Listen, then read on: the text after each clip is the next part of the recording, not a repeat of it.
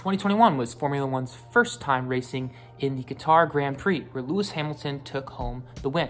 They did not race here in 2022, but drivers are raring to go for the 2023 Qatar Grand Prix this year. In this, we see a track where it looks like a kid just stuck his finger in the sand and drew a bunch of squiggly lines, where each turn seems different than the next. We also see a long straight, which brings many opportunities with the DRS. This weekend, we saw infringements of track limits become a very big factor, as 51 people infringed on track limits in the Grand Prix.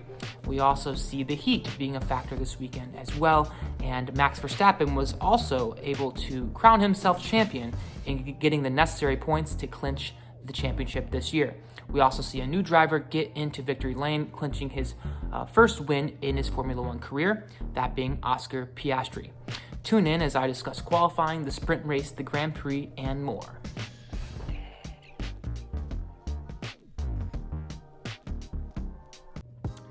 What's going on, guys? Nice to be back after the weekend off, and we have a pretty action-packed weekend here, as we do have a sprint race for this weekend to cover. And so in this, we have qualifying and a sprint shootout. In both sessions, we had many people have their lap times deleted due to track limit infringements. And so in this, we had Perez, Norris, mid-interview, Piastri, Tsunoda, Hamilton, and Max Verstappen deleted as have their times deleted throughout those sessions. For the just general qualifying session, we had Verstappen take home the pole, but for the sprint shootout, we had McLaren's really show their worth, where we saw Piastri and Norris go 1-2. Tons of exceeding track limit penalties filled this weekend, and you wonder if there's changes maybe to be made in the future. But several people going past the white line there. McLaren looks very good, and it seems like they have obvious pace this weekend, and Mercedes seems like they will be in the mix as well. Now on to the sprint race.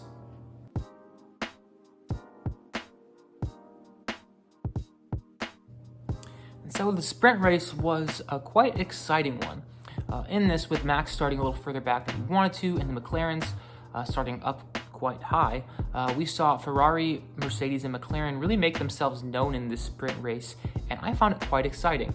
We had several restart opportunities, we had many aggressive drivers, some interchanging of the lead, and really 4 teams really shooting out for the win, which I thought was something that we don't really normally get in a normal Grand Prix.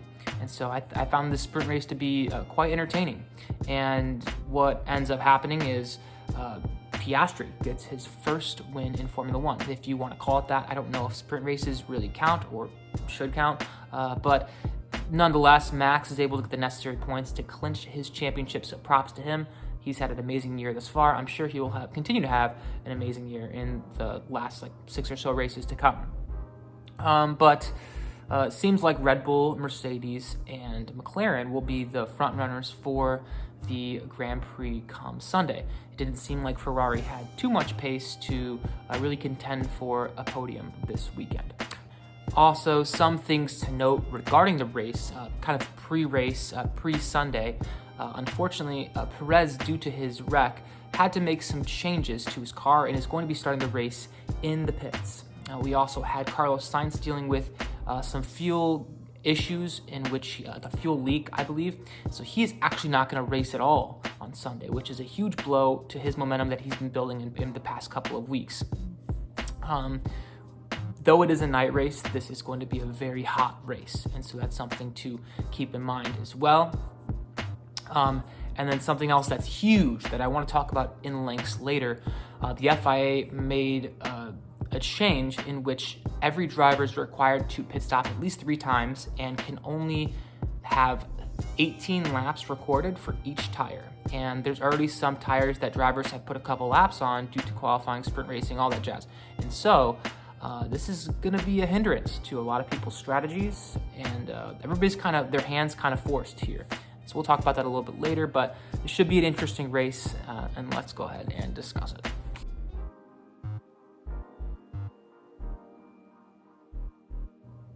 And so I was really happy with the Qatar Grand Prix weekend, just because the timing of this event allowed for me to watch it not having to get up at the butt crack of dawn or stay up super late. It was like 11 or 12 o'clock my time, AM, PM, right?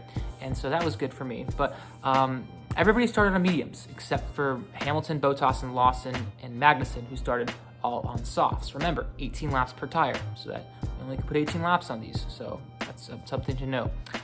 Lewis Hamilton and Russell on the start get into one another. This causes some controversy initially, in which both drivers were like, what the heck? He crashed into me. No, he crashed into me. But really, it's quite obvious to see that Hamilton squeezed Russell, and Russell really had nowhere to go. Coming down the line, as Hamilton had some time to look it over and process it, he ended up coming out on Twitter and apologizing and admitting fault for this wreck, which I thought that was that was good of him to do and very mature of him to do. But we also see on the start, Bottas get way off track, the first of many off-track experiences these drivers are going to have. Yellow comes out, safety car. We end up getting a restart early on. I found the restart kind of made everybody single file-ish. We saw some passes here, but Max got a really good start and really hit the ground running and was able to pull and string together this huge lead, and he really wasn't caught the rest of the race. Hamilton's race we found out was done, but Russell was able to stay out, and man, did he have an amazing race today, and was able to really claw his way back up to the front, and we'll talk about that as we go throughout the race here. But he's in for now, and but he has to hit the pits under yellow to get new tires, because he did go off track and it destroyed the tires he had. But Russell made the comment, effing 2 weeks in a row, la la la. He was frustrated, but I think he came to his senses, and we'll talk about that later. But looks bad for Hamilton, definitely. But back of the grid, we see a lot of people pitting early, trying to go, some people going for a 4-stop strategy, some people just trying to get in and try to seek some advantage, where we have Lawson, Bottas, Stroll, Magnussen. They all hit the pits under yellow. Early yellow, they're like, let's just try to go off strategy. We have the restart that comes on lap 4, as I mentioned. Russell and Perez are getting into one another, getting quite racy in these coming laps. And with Perez starting a little bit further back, as he's just become accustomed to doing, he has a really good car, so he ends up getting racy with a lot of people in the back there. We see Haas looking decent on the restart. I'm not sure if this pace will continue, but Hülkenberg also gets Yuki on lap 6. Russell and Perez, again, get into one another, and Russell ends up passing him. But Hülkenberg gets a 10-second penalty, and I found this could be quite stupid, to be honest with you. On the start, he ends up starting the race in where Sainz was supposed to be racing, in his box. And so there's just a blank spot there, but he's just used to pulling up, and he started the race where Sainz was supposed to start the race. A 10-second penalty, dude, that's like brutal. I just don't know how that happens, for one, and for two, maybe like, I don't know, because it does give him an advantage to start there. So, but I just find, like, how does that happen? I mean, with how much money people are spending on the series, how much analytics they have, like, dude, you should know, oh yeah, Sainz isn't starting this race, make sure you're in your box. Like, that's a conversation you should have with the driver before the race even starts. Whatever. Anyways, that hurts his race for sure. But we also see Alonso have his first kind of experience here in this opening part of the race, in which he gets off track early. Stroll gets Magnussen, Russell gets Zhou, Russell also gets Logan Sargent. Lots of cars, only 10 laps in, have exceeded track limits. And remember, if they get 4 of these, 4 times they exceed track limits, they get a 5-second penalty, which is huge. It's like you're only gaining like milliseconds when you're doing this, and so it's like, is it really worth it? Just like stay within the lines. Anyway, something to look out for, as many drivers in the first like 10 or so laps we're getting infringements. But let's go ahead and move on to the mid-race and talk about what happened there.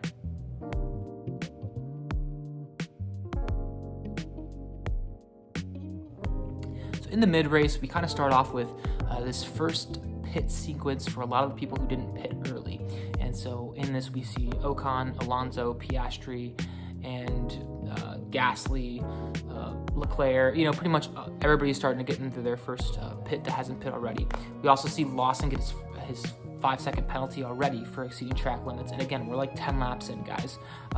We also see some passing here where Russell gets Hülkenberg. Russell hits the pits again. He had that earlier incident and he pitted like really early on, lap like 2, 3, 4, and he ends up pitting again, going for a 4-stop strategy.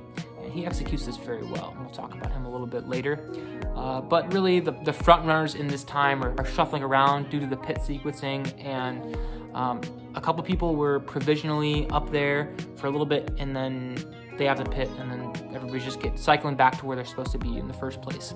And so Lando Norris starts making his climb, and he's telling his team, hey, I've got pace. Let's not worry about the tires. Let's push the tires hard and just let's try to gain some ground here, because he did have some of his laps deleted, didn't have the greatest sessions there, and he was frustrated with that. But he's trying to make ground up in the race, and so props to him. We see Gasly and Russell get into it, and Russell gets forced off a track, and that was like their first little incident, and they did that again a little bit later on. But Russell ends up getting Gasly eventually. And we also see Alex Albon, track limits, lap 24. Lawson, track limits, lap 24. Both of them, penalties incoming. They'll have those throughout the race. Lap 26, many people are starting to make their second pit stops. They have to make 3 of them, so they're starting to work here. Perez is up to 4th, but it's going to have to endure his 5-second penalty eventually. Really, we saw a lot of younger drivers dealing with the track infringements, but then you have Perez in here. You're like, dude, what are you doing, dude? You're supposed to be a professional. Guess not. Piastri gets Albon pretty easily on lap 29.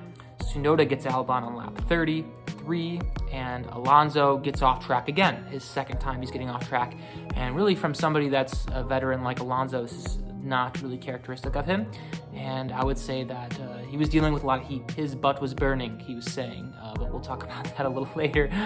He gets off, gets his tires dirty in turn 15. That wasn't great, but he ends up rejoining the track like really sketchily and right out in front of Leclerc, and that was under investigation, and we'll talk about that when we get to the results. But lap 35, McLaren's 2-3 with Alfa Romeo's actually running really well, and I thought both Alfa Romeos got points today.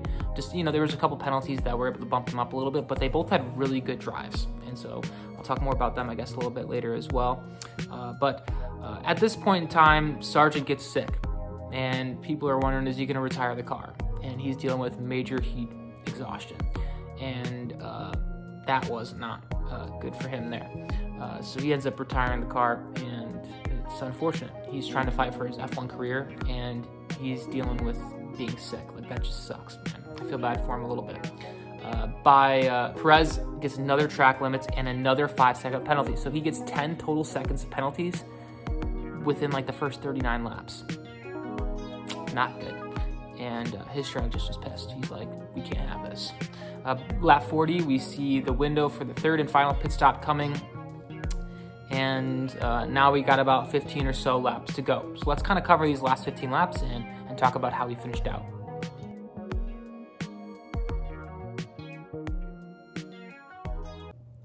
So we got 15 laps to go, and this last 15 laps kind of starts off with both Stroll and Gasly getting 5-second penalties for track infringements. Also in this time, we see people going for their last pit stops, in which we see Piastri come out just in front of Norris. And in this, I'm asking myself, is Norris going to be able to catch Piastri? Nobody's going to be able to catch Verstappen. That's kind of a known factor here. But is Norris going to be able to catch Piastri? That's the question. Also, I was asking myself, is Russell going to be able to try to get on the podium here? He was on a 4-stop strategy, and people were theorizing that he was going to go on to softs for his last stint to be able to try to gain an advantage and squeak by 1 or 2 of the McLarens. So that's kind of what these 15 laps were defined as. And with 10 laps to go, Norris's team tells him to hold his position. In this, he's only a couple seconds behind Piastri, and he's like, why would we do that? He was arguing a little bit and trying to reason with him, like, why not push as hard as we can for my teammate? And they're trying to make the case that they want to make a team effort to hold back Russell. But Norris is like, dude, if I push hard and I get by Piastri, I get by him, and we're going to be faster pushing anyway. and he was frustrated. And I'm kind of with Norris there. As a competitor, you want to push and try to do the best you can. You don't want to have to hold up for something that may never happen. And Russell never even really made an attempt at even getting them. He was several seconds behind, end all be all. So that was frustrating if I'm Lando. Also, with the weekend he had, hopefully he was hoping for a little bit better. But nonetheless, his team needs the points. They want to get above Aston Martin and catch Mercedes and Ferrari maybe in the points fight. But nonetheless, Magnussen gets the Bravo 10 position 4. I don't know what the hell that means, but he's like, it doesn't make sense. And I'm like, I don't know, maybe they're acting or something. I honestly had no idea what that means. Maybe he needed to hit a certain fuel number and he was struggling with that. I'm not sure. If you know what happened there, let me know. But Russell comes out of the pits, lap 51. George versus McLaren's last kind of final shootout here. He's got the softs on. What everybody theorized he was going to do, he did. And Gasly gets off track, trying to get around Stroll, and he already had that penalty. So we'll see about that later, if that ends up impacting him later. Zhao hits the pits on lap 53, and he's the last one to have this mandatory pit. He was running up in the front like quite a bit, and then I'm like, wait a second, this is kind of fishy that he's this far up here, and it's because he hadn't pit yet, but he still had a really great race nonetheless. Perez, Gasly, and Stroll get a little racy towards the end. Gasly loses 2 spots, in which he had to give his spot back to I believe Stroll, and then Perez squeaks in and gets by him, so he loses 2 positions there, and he gets another 5-second penalty for track limits, so that's 10 seconds total. So let's go ahead and talk about my thoughts on the race and my thoughts on a couple other things as well.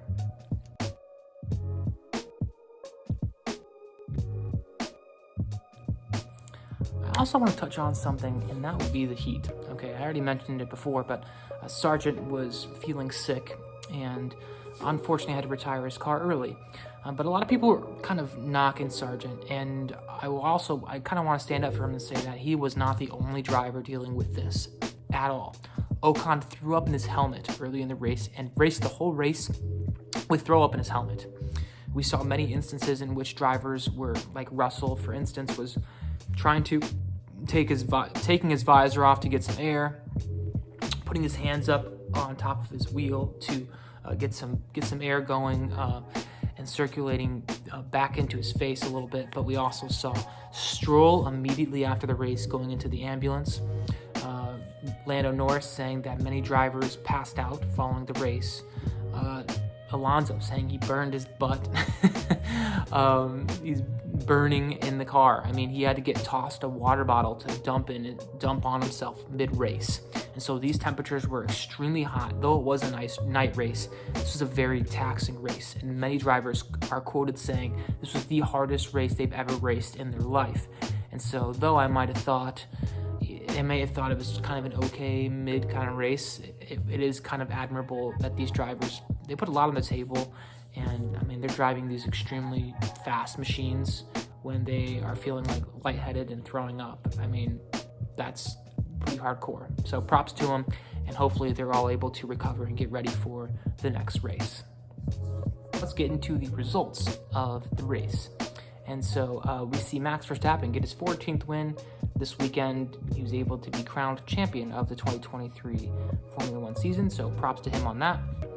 With 6 or so races left to go, you wonder if he's going to be able to sweep the rest of the season. And maybe that's his goal and his hope there. Piastri having a great weekend, being able to get his win in the sprint race. Also, McLaren in general being able to have double podiums 2 races in a row. So props to Piastri and Norris. George having a phenomenal race. Has that early moment with Hamilton and is able to claw his way back on a 4-stop strategy with probably a little bit of damage, not too much, but a little bit, and he's able to get to 4th place, so props to him there. Charles Leclerc, pretty much I felt he was a little bit of a non-factor this weekend.